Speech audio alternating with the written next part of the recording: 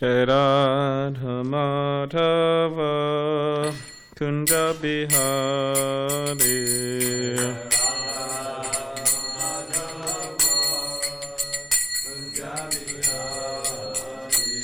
Jai Radha Madhava Kunja Bihari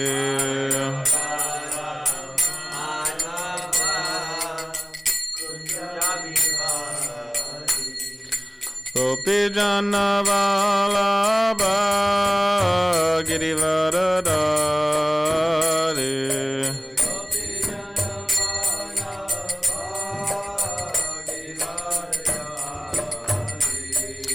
Gopi Jana Vallabha Girivaradari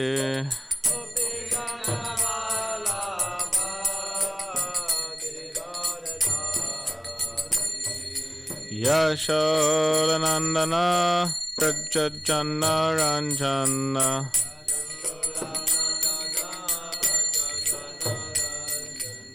Yashodanandana Prajajana Ranjana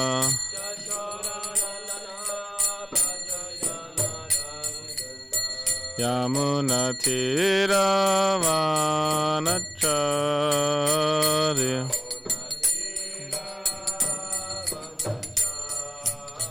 Yamunatiravanacharya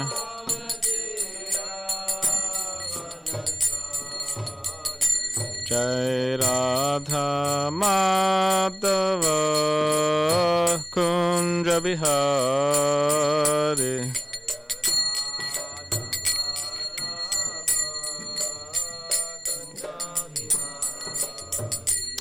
Jai Radha Madhava Kunja Bihari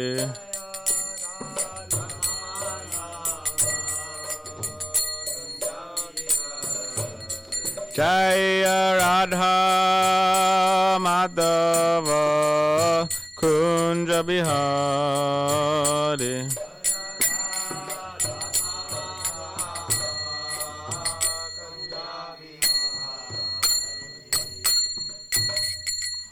Vishnupada Paramahamsa Parivrajacharya Ashtotara Shuddha Shri Srimad Divine Grace A.C. Bhaktivedanta Swami Srila Prabhupada Ki Jai Grantaraj Srimad Baladev Vidyabhushan Grantaraj Srimad Bhagavatam Ki Jai.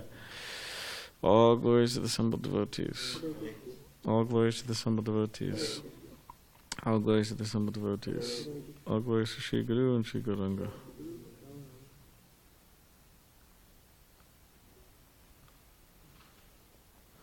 So we will read about Sri Baladev Vidyabhushan.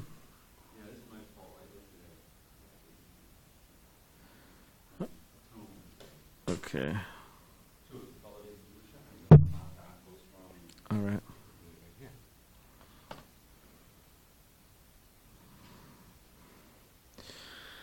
Sri Baladev Vidyabhushan Sri Govindadas appeared in the 1600s near Ramuna, Orissa.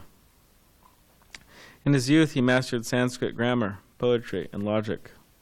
After carefully studying the commentaries of Shankar and Madhva, he took initiation in the Tattvavadi disciplic succession of Shripad Madhvacharya.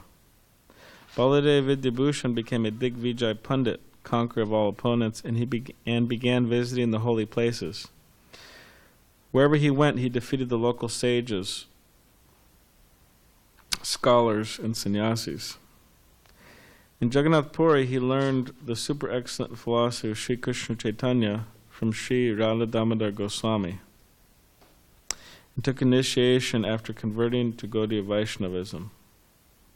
In Vrindavan, he studied Srimad Bhagavatam under Srila Vishwanath Chakravarti Thakur and worshipped Radha Shamasundar. In 1706 AD, Vishwanath Chakravarti Thakur sent him to Golta near Jaipur, Rajasthan, to uphold the credibility of Mahaprabhu's movement. The local Ramanandis, a branch of Sri Vaishnavas, were claiming that the Bengali Vaishnavas had no right to worship Govindaji because they had no commentary on the Vedanta Sutra. Lord Govindaji himself directly revealed the Govinda Bhashya, a Vaishnava commentary on Vedanta, to Baladev Vidyabhushan. Using it, Baladev solidly established Gaudiya Vaishnavism as an independent philosophy. He also reinstated the Bengali Vaishnavas in Govindaji's service in Jaipur. Govinda Bhashya is the only bhakti commentary on Vedanta Sutra. Sri Baladev Vidyabhushan was a Nishkinchana Parama Bhagavat, fully renounced topmost devotee of Lord Krishna. His more than 24 books and commentaries have helped thousands of Vaishnavas understand the sublime philosophy of Krishna consciousness and the intimate writings of the 6 Goswamis. Since he was devoid of false prestige, he never wrote about his birth, parents, lineage, personal life. According to Srila Bhaktivinoda Thakur in Navadvip Dham Mahatmyam, and Chaitanya Leela, Baladev Vidyabhushan is Sri Gopinath Acharya, the brother-in-law of Sri Sarvabhauma Bhattacharya. In Vraj, he serves as Sri Radha's eternal maidservant, Ratnavali, Devi. Oh yeah.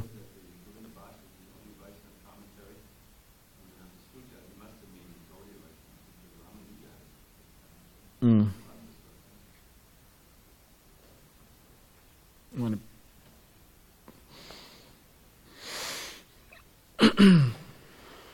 right. Here we go. Shri Ganga Mata Goswamini.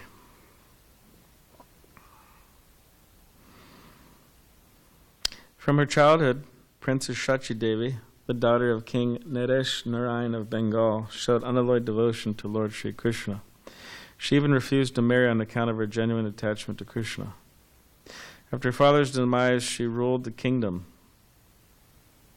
but she soon renounced it to find a bona fide spiritual master. So you could see she's quite extraordinary. She said, "Oh, I don't want." Huh? Oh, yeah, like Mirabai.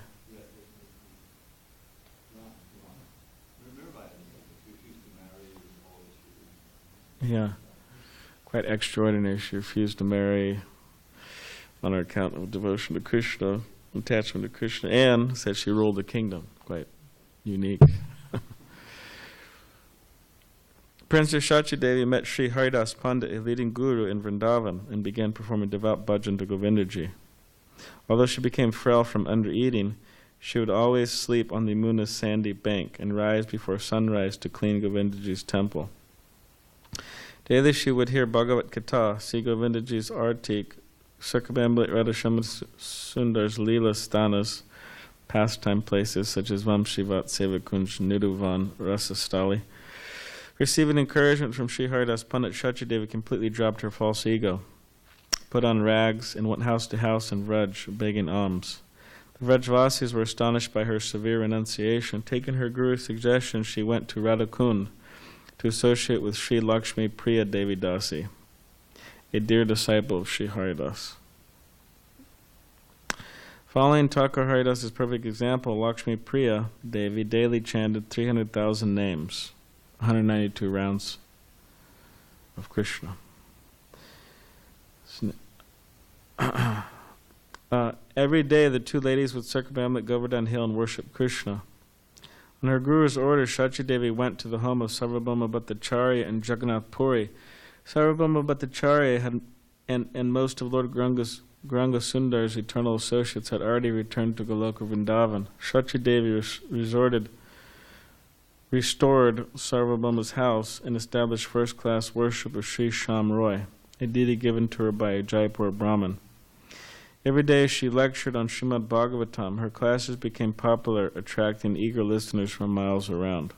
Many people, including Brahmins and King Mukundadev, took initiation from Shachi Devi. In Sri Navadvip Dham Parikrama, it explains how Shachi Devi got the name Ganga Mata. On the day of Ganga Sagar Mela, Shachi Devi, who was residing in Jagannath Puri, desired to bathe in the Ganges. That night the Ganges flowed from the lotus feet of Lord Jagannath and came to Shachi's ashram. And in Ganga Devi's waters, Shachi floated to the lotus feet of Jagannath Swami inside the temple.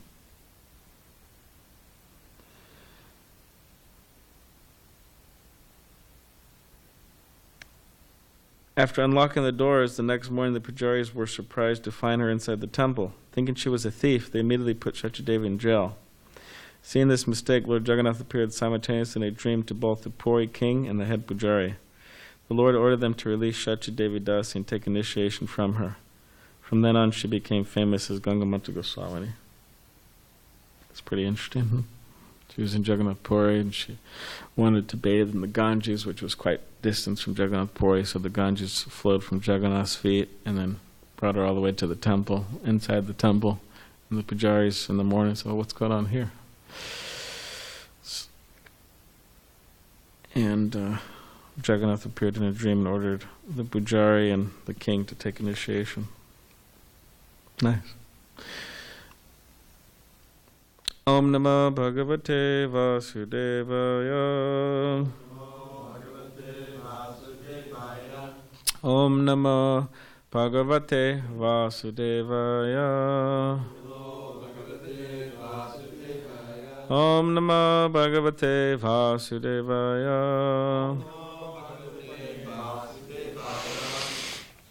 Okay, Srimad Bhagavatam, Canto 4, titled Creation of the Fourth Order, Chapter 13, The Descendants of Dhruva Maharaj. Text 22.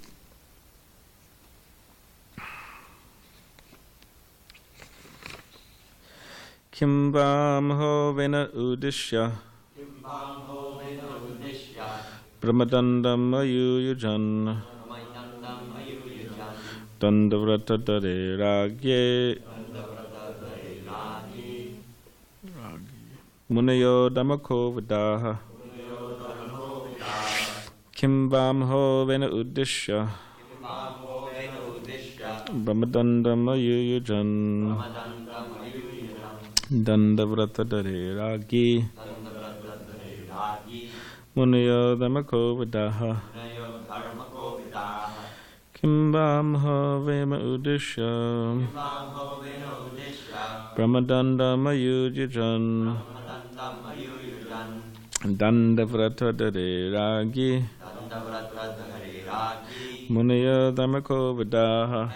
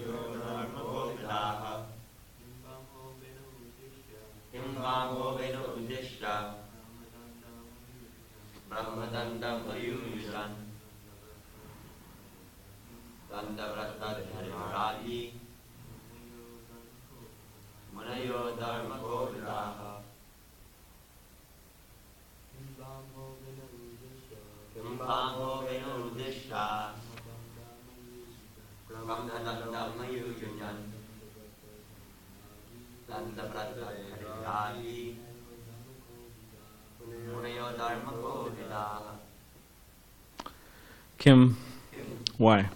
Va, also. Sinful activities.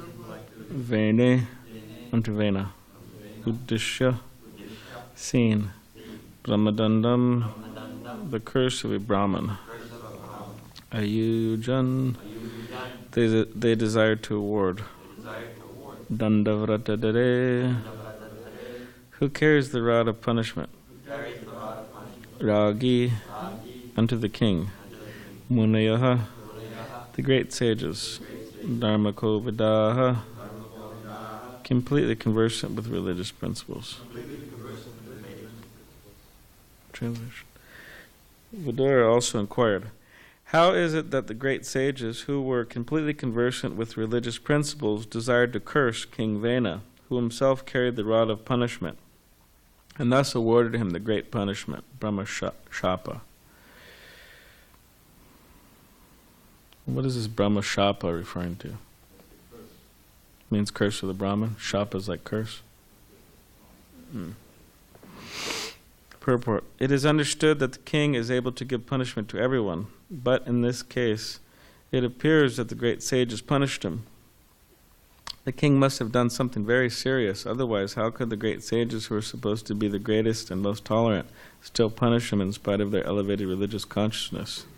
It appears also that the king was not independent of the Brahminical culture. Above the king was the control of the Brahmins. And if needed, the Brahmins would dethrone the king or kill him, not with any weapon, but with the mantra of a Brahma Shapa. The Brahmins were so powerful that simply by their cursing one would immediately die. So I'll just read one more. Navadeya prajapala prajabir agavanapi yadaso lokpalanam dibratyajo swadejasa. It is the duty of all citizens in a state never to insult the king, even though he sometimes appears to have done something very sinful. Because of his prowess, the king is always more influential than all other ruling chiefs. Purport.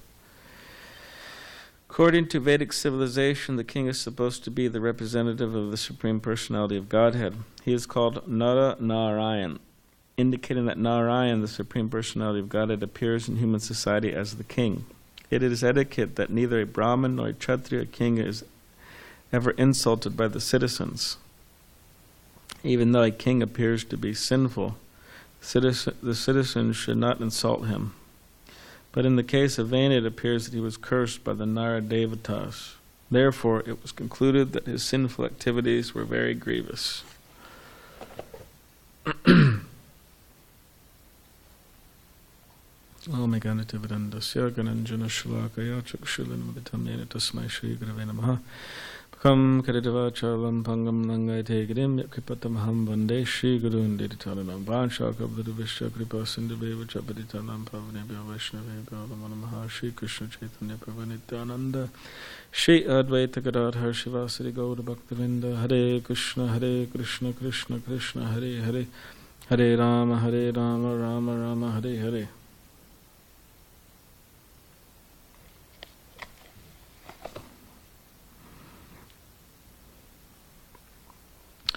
So as we will see within these next few verses and purports, that the Brahmins, they actually kill Vena by mantras.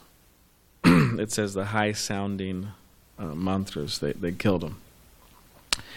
And Vena, as we will see also, he's quite a horrible, terrible personality, in that he was just, there was no,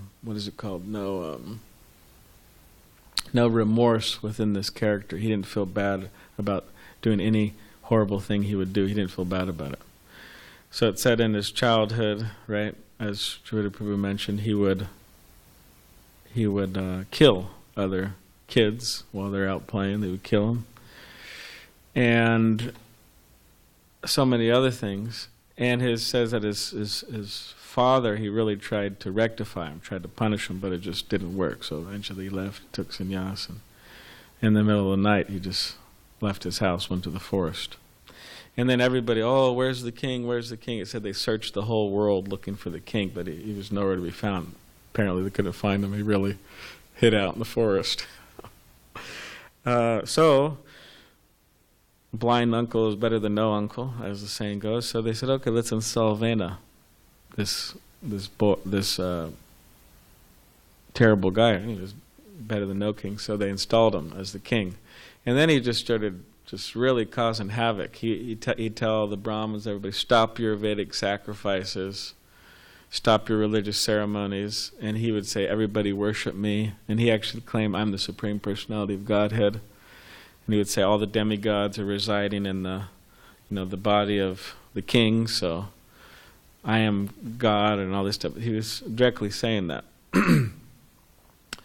So then the Brahmins, they went to King Vena anyways, this is what's going to be stated soon, so we'll go over it verse by verse and purport. But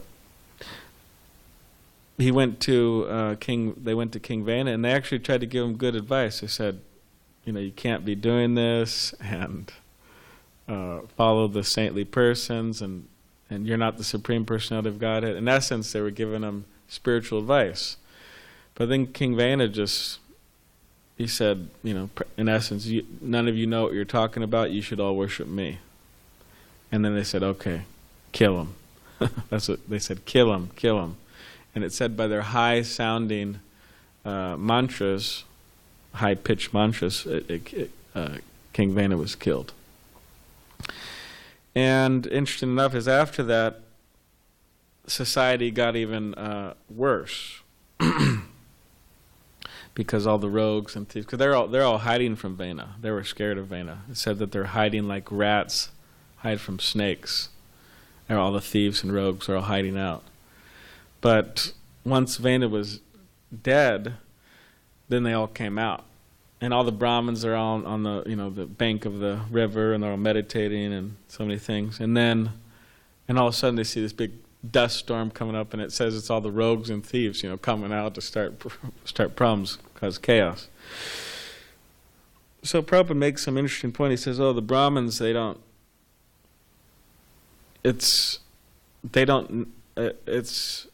not that they necessarily need a king to rule them. Through the guidance and association of other Brahmins and so on, they're able to live peacefully and happily and no problem. But it said because the Brahmins, they knew that everybody else couldn't do that, they couldn't live like that, so they said, okay, we have to do something. And then it goes on, and Prithu Maharaj comes.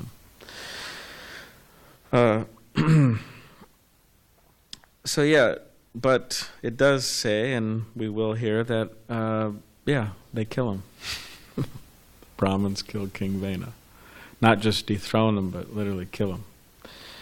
So once Srila Prabhupada, he was walking in Juhu Beach there, and my spiritual master was there, was a young brahmachari, Giriraj Das brahmachari, and a few other devotees, and then Prabhupada would say all types of interesting things, on his morning walks and conversations, and sometimes Prabhupada would say certain things he wouldn't necessarily say in a srimadbhagavatam class or a public lecture, which is interesting because a lot of devotees think, Prabhupada was really like strong speaking and heavy duty, but still, Prabhupada wouldn't say certain things in lectures.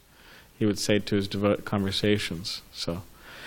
But in one particular case, he was walking with the devotees, and he said, when we take over the government, we'll go up to all the government members and we'll say, you surrender to Krishna. And if they don't surrender to Krishna, we'll kill them. And then all the devotees started laughing, there was a bunch of young men, they were laughing. They're really, they thought it was, cool, Prabhupada, demons, we'll kill them. But then my spiritual master wasn't laughing. He was the only one not laughing. So, and then Prabhupada, he saw that, and he said, Giriraj, what do you think? What do you think about that? And then my spiritual master, he said he tried to muster up some enthusiasm. He said, yeah, Prabhupada, we'll kill him, something like that. But it was just, you could say artificial, but he was just trying to, go with what Prabhupada was saying. And then Prabhupada, he said, our Giriraj, he's nonviolent, and all the devotees started laughing. But yeah, Prabhupada did say that. And from a Vedic point of view, so many of the things going on today would be reason for a Kshatriya, a king, to kill many people, actually.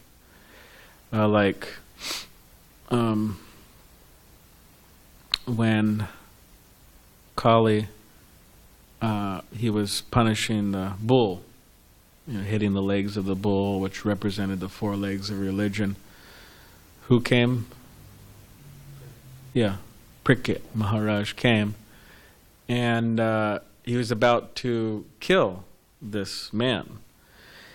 And but his colleague, he surrendered, and he said, "Oh, please, I surrendered to you, and anybody who surrenders to the king, they can't be punished any further like that." So he said, "Okay, fine." But then he said, "Please give me somewhere where I could reside, where these 4 sinful activities go on: illicit sex, intoxication, gambling, and meat eating." So then Maharaj Parikshit said, "Oh, okay, I'll give you a place wherever there is sufficient or lots of gold. That's where you could reside." So this is an indication where there was gold, all of these things will be going on. These 4, but the point is, he was gonna kill him, actually. So many of the things going on nowadays, a traditional Vedic king would take a lot of people out, interesting enough. Now, of course, we can't do that. Devotee, you may try, but then you'll go to a prison, and then we'll be getting your letters. Please send me a perfection of yoga. My name is Dharmaraj Das. I'm in the local prison. Please send me a perfection of yoga. I'm here for 20 years. So we can't do it. It's not going to happen. So what are we supposed to do? Just let all this nonsense go on and let the whole world go to HELL? And the idea is that we're supposed to go out and try to destroy the demonic mentality within people by giving them the process of Krishna consciousness, chanting of the holy name, and so on. So that's Lord Chaitanya's process, to go out and to give them mercy, in which their demonic mentality is removed.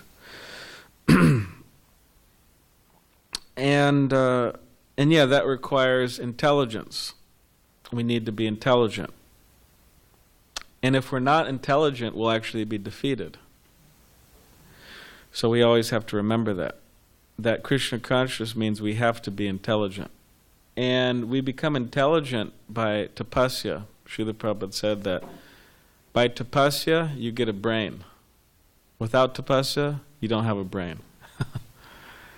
Tapasya means austerity, taking on mangalarti, rising early, chanting one's rounds, doing all these devotional austerities. Then we get a brain in which we could understand Krishna and become intelligent. Or else we can't have a brain. By tapasya, we get a brain to understand. That's what Prabhupada said.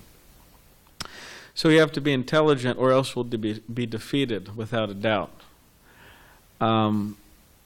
In strategy of war, when one army is going against another, they have to be very intelligent. They can't just go out with their flip-flops and their with their baggy shorts falling off because they need a belt, and go out without any training, shooting, right, gun haphazardly. They need serious training.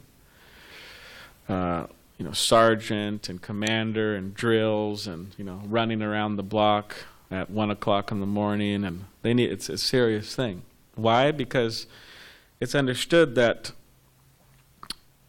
one's life is in many other people's lives, and maybe possibly the future of a particular country is in the hands of these particular people. So they can't be fools. They have to be intelligent. So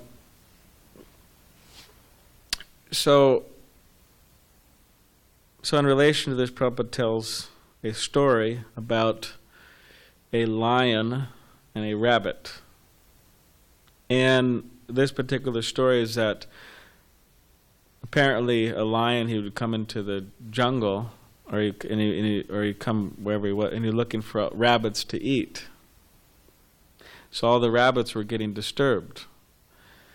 So they told the lion that, okay, instead of you coming in and coming into the jungle and just killing this person, we'll go to you one a day.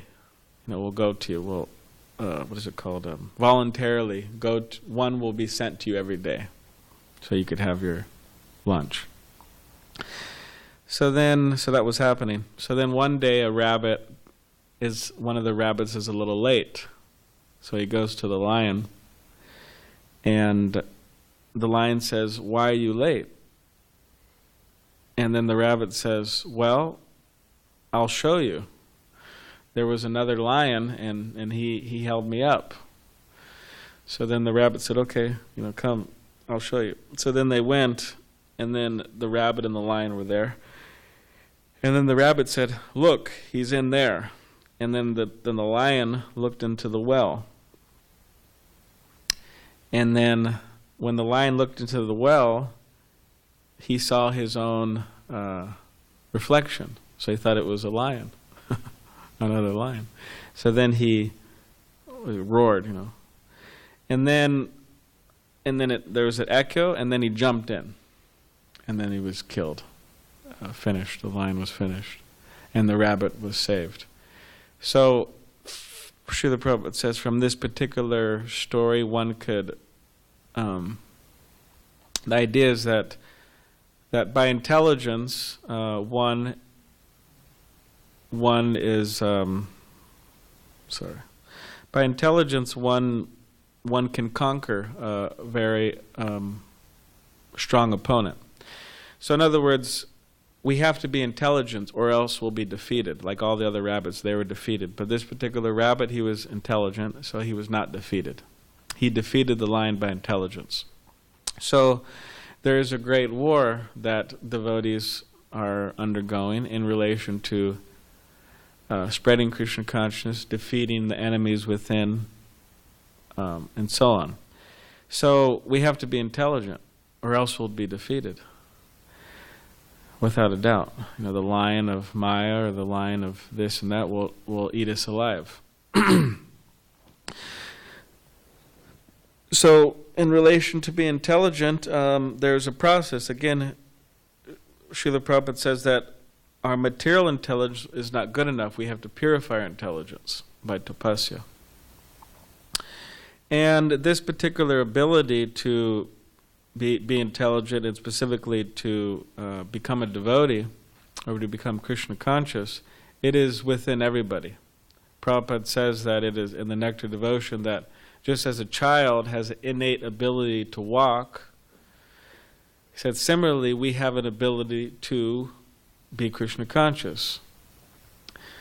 So all we need to do is start the process of walking, and there may be some trips and this and that, but the point is the ability is there within us.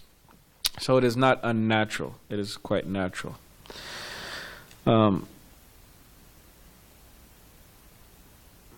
So yeah, we want to,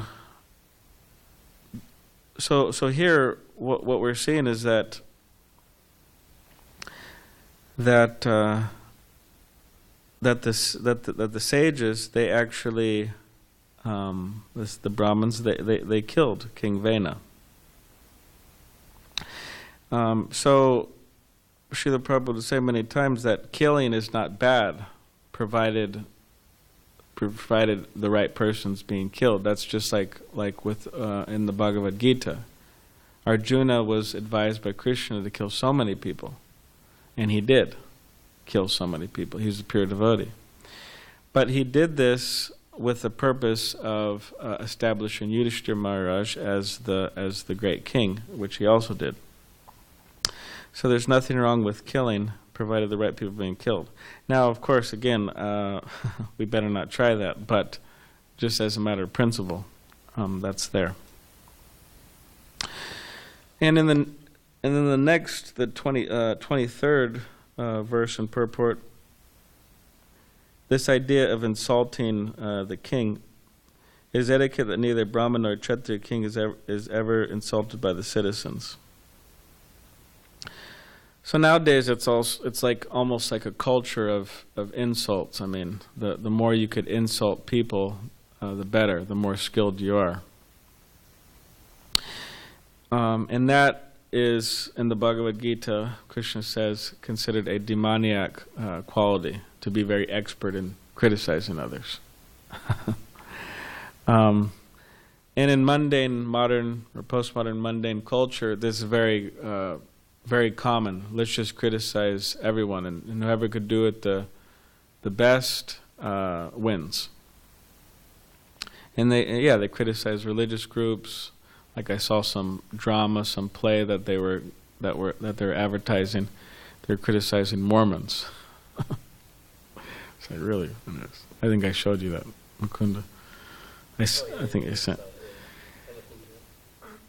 So it's a whole drama, and they're criticizing Mormons. I mean, but they think, oh yeah, this is really nice, we're able to criticize, So, but here we have to be careful, because people may be doing something wrong, and okay, there has to be law and order and justice and all these different types of things. Fine. I'm not saying if someone's being a complete just rascal, then it should just go on. But there are certain etiquette that is meant to be there, and it's not just like, all right, free for all, let's just criticize everybody. Why? Because I have a mouth and a tongue. I'm just going to criticize everybody who's doing anything wrong. But there's actually an etiquette behind it. And here it says that citizens, they shouldn't criticize the king, even though he's doing something wrong. And Prabhupada would say also in earlier purports and verses of the Bhagavatam that the king could do no wrong, and the Brahmins and so on. So Krishna consciousness is completely opposite to modern culture. It is the exact opposite. So whatever we think of a modern culture, we should just think of the exact opposite in relation to Krishna consciousness in terms of norms and etiquette and so on. So what I'm saying is that we have to be careful, because many devotees get into this, criticizing mood, and it's not healthy. It's actually unhealthy. And by that, they're actually defeated. You could say by their own mind, by their own senses, by their own false ego.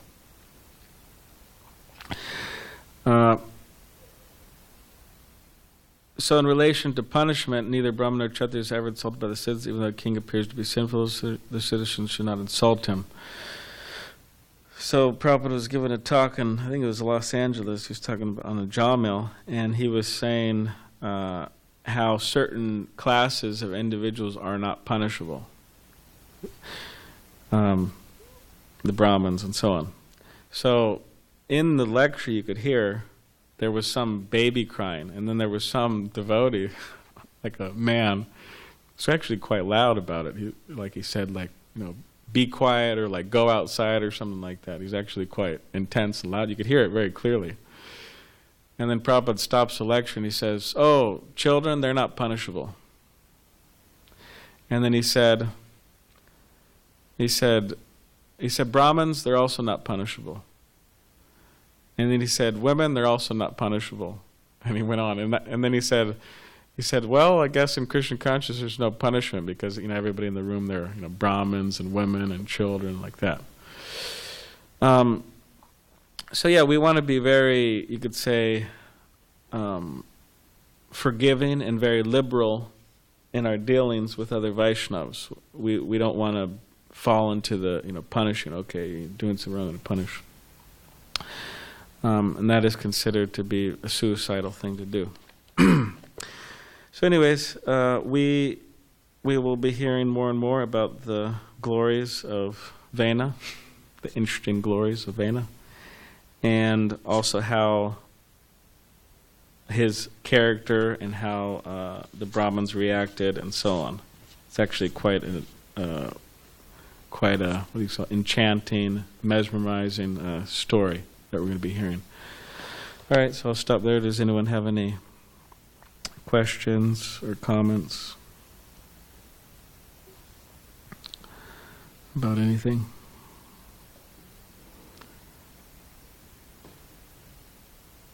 Who's it? Dharmaresh has something? Just about the king could do no wrong. Mm-hmm. Can you just elaborate on that a little bit? If it's a Vaishnav king, he can't do wrong, because obviously they killed him for doing wrong. Well, it's probably an old saying or something from, the king can do no wrong, but the idea is that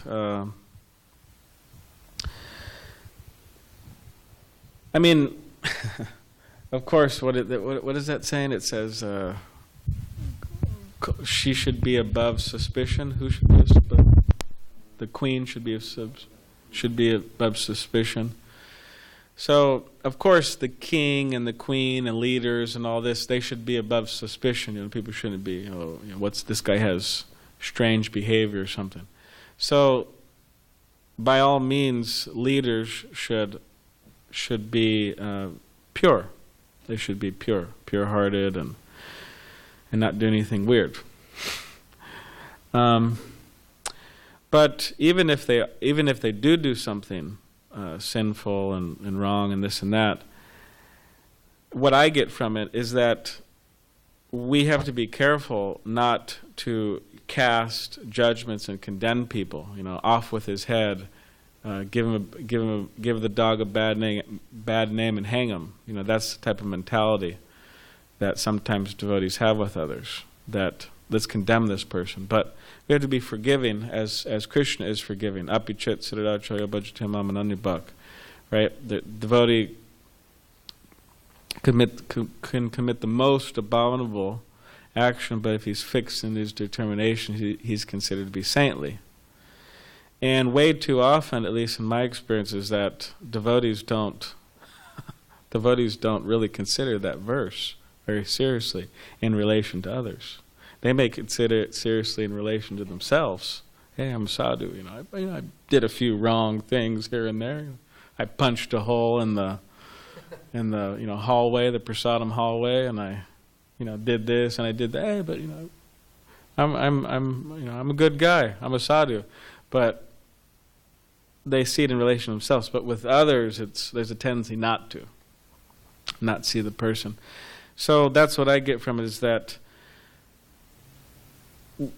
the king is the king, and the leaders are the leaders, and it's between their peers and Krishna. Let them work it out, and it's really not my business.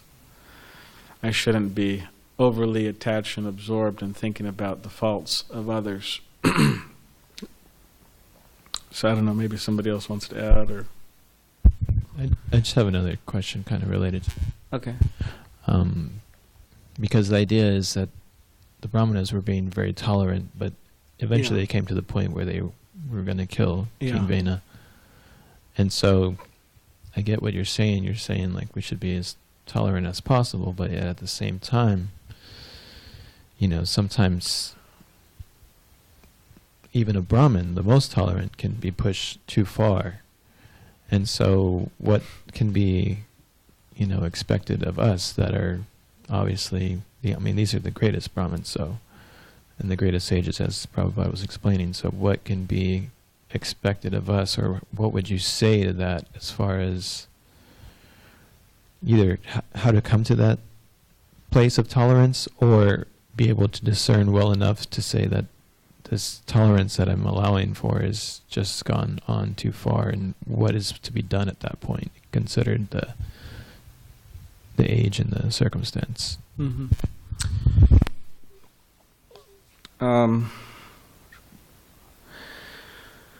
We're not on the level of these particular Brahmins, or at least I'm not. Our tolerance will be tested. And that's the world, actually. The world just tests our tolerance on a daily basis, weekly basis, or at least at some point in our lives, the world tests our tolerance.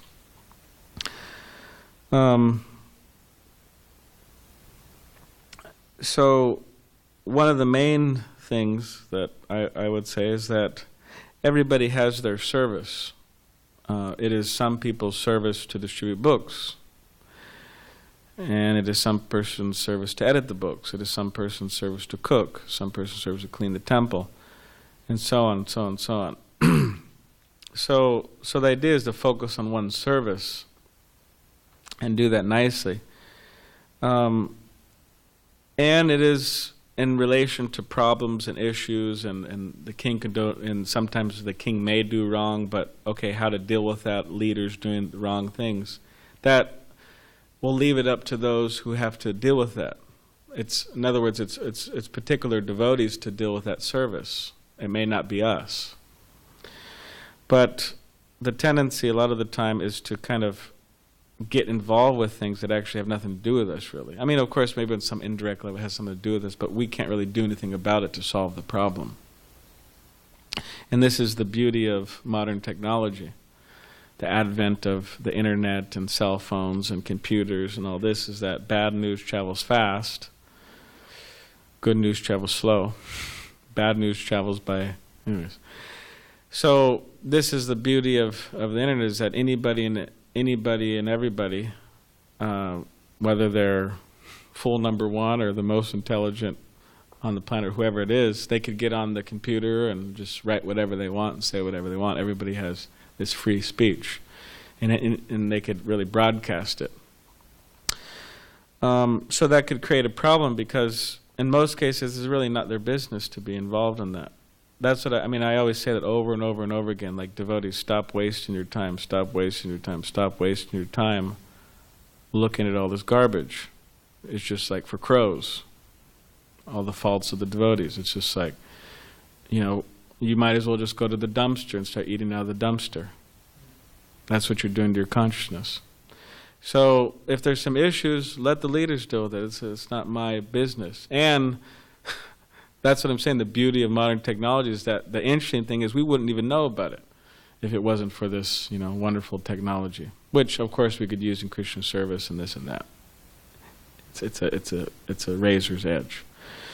So I would just say leave it to whoever's service it is. And if you're directly involved? And if you're directly involved, then better chant good rounds and have some good sadhana to deal with it. You have something, Jivita Prabhu? If you're directly involved, then God bless you. It's even within ISKCON, it's not a. There's no like one formula for this. I remember I was back in way back in Brooklyn. It was a temple, you know, full of devotees, very competent devotees, and all the artists were there. You know, the books were being put out there, and it was. But the leader, he went off. I'm not going to name. He was a sannyasi, and he got entangled with this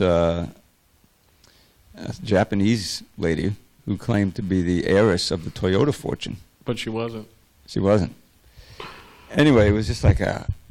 You know, it was really kind of you know, earth-shattering, because you know the temple is like a little world, and you know, and you look out on it, and so there were devotees there who were like, you know, saying, well, oh, he's the leader, he's the leader, he's the leader. Finally, it was Gopal Krishna, who was then married. He had just been married, you know, and he was part of the temple there. He wrote to Prabhupada about it. And Prabhupada was upset that he had, you know, they just had gone on so long without notifying him. In other words, that there had to be a system where you see some egregious problem, and at that time Prabhupada was the ultimate manager of ISKCON, obviously. Anyway, in today's world, there's kind of, ISKCON world, there's kind of a, the GBC is the ultimate managing authority. You know, if you see something egregious, not just that you don't like it, but it's because obviously wrong or corrupt or something, then you have to, you know, report it, say something, and, you know, do it in a way that's, you know, as deferential as possible, because it be authority. But there is a point where there has to be called an authority. What I was thinking about as I read this is that when you compare, because we have a situation in the United States that's like this now. In a sense, just practically, you know, Veena hasn't got much on our present guy. And there's all of this, you know, from below. It says, okay, well, what's the system? How do we get rid? Oh, okay, we got impeachment, right? There's a system. They put it into in the Constitution.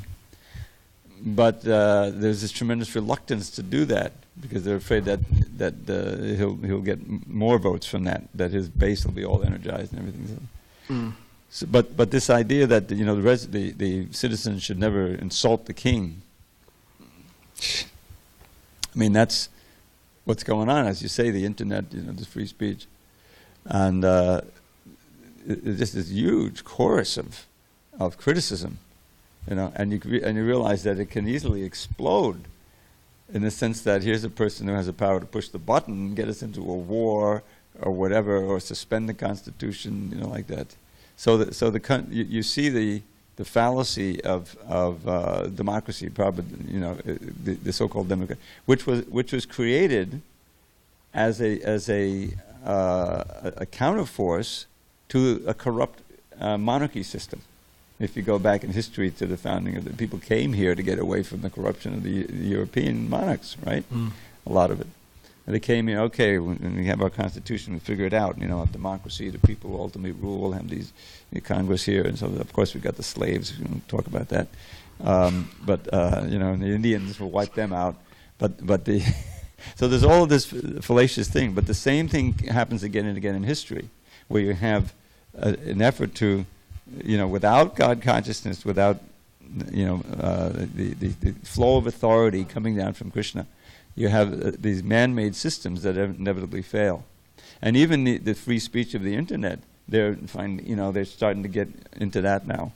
The Chinese, they're trying to erase the historical fact of Tiananmen Square. Does anyone hear about it? Anyone here hear about it? He hasn't heard about it yet. This is like a thing in '89. It's been 30 years, where there was a democracy movement, and finally they came in with the tanks and just shot hundreds of demonstrators in this central part of Beijing. It was, huge blight on. Why are they trying to erase that? Because it's a disturbing fact of history. So they don't have faith. So if it appears, and they have this thing on the internet now, if Tiananmen appears, it automatically gets erased from the internet in China. Mm. In other words, you can't talk about it. And here in America, which is run in large part by Israel, I don't know how much is going over the internet, there's something called boycott, divestment, and sanction movement, where there's a lot of it's run by the Jews, where they say, oh, what they're doing to the Israelis is so wrong, so boycott the Israel products, and no violence, everything non-violent.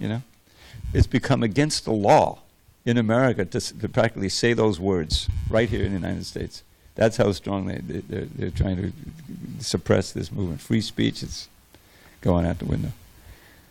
They still let us chant, Prabhupada said, but the time may come, because when he was preaching in Russia and China, it was practically, there's a lot of repression in Russia, in the Soviet Union. You can look at the history; it's amazing. Yeah. But it's not a given that there's this free speech. The internet is not invincible. Anyway, this is pages of the Bhagavatam enacted in daily.